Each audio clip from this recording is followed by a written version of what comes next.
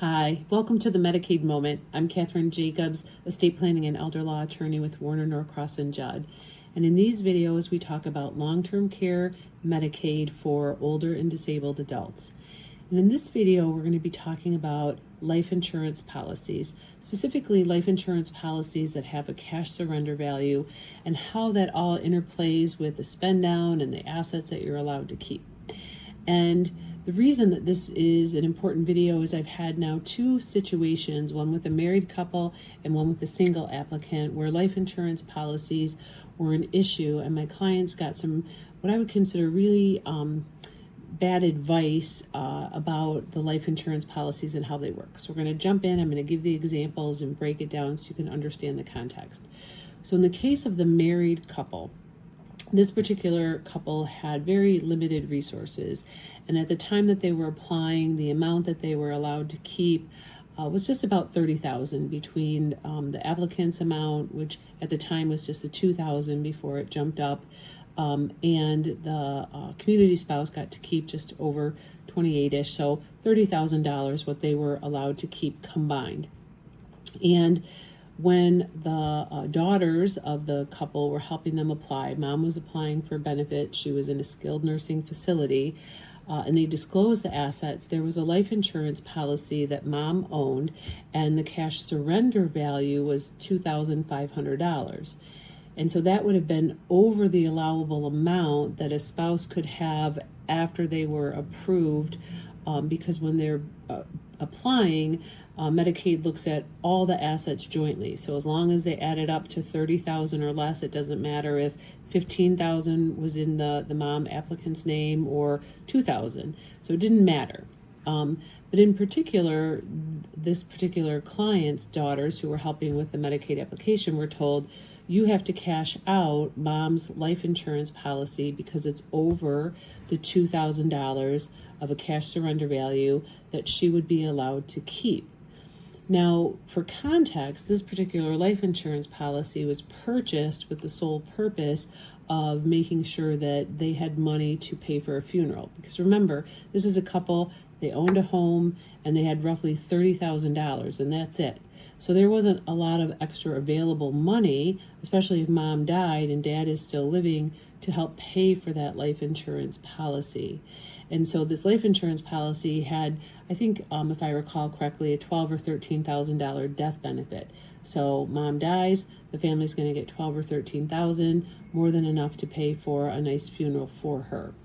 But because it was over the $2,000 limit, the clients were told that they had to liquidate that, surrender the policy, get the $2,500, and spend it down to less than $2,000 for mom.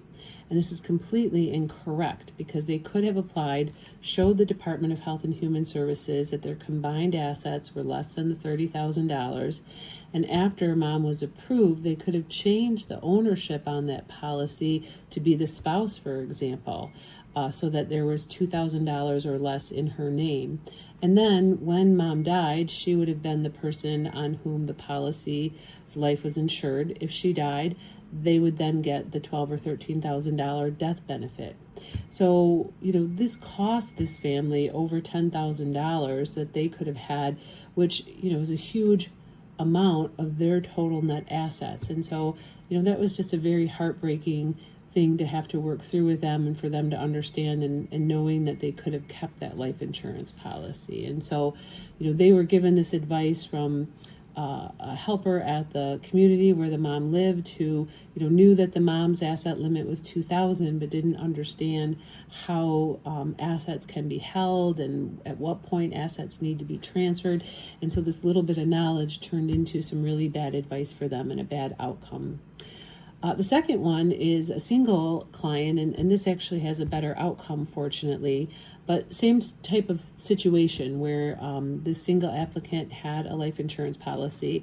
Now, at this point, when this person was applying, the asset limit was up to $9,950, which it is in 2026 here in Michigan.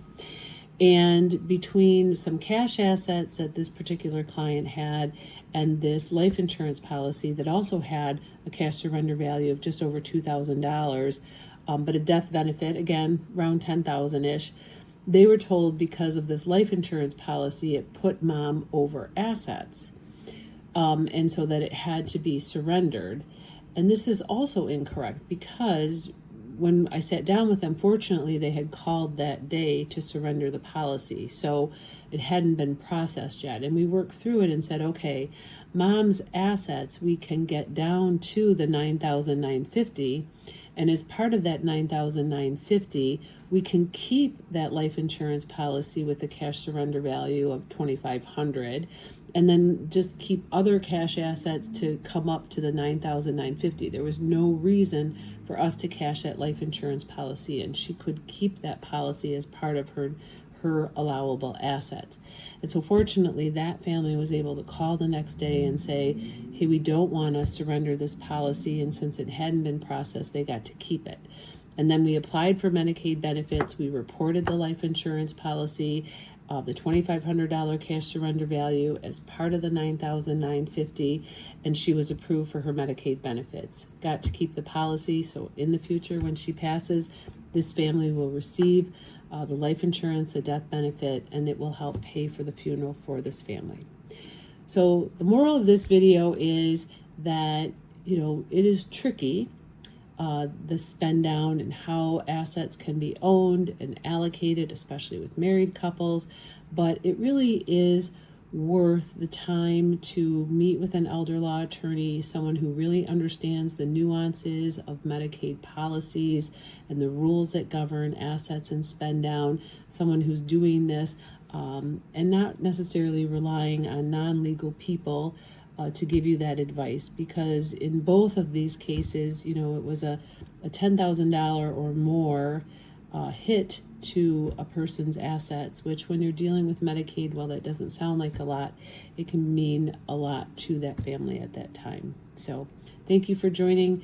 I'm here and I'm happy to help with any questions that you have about Medicaid and long-term care. Thanks for joining us today.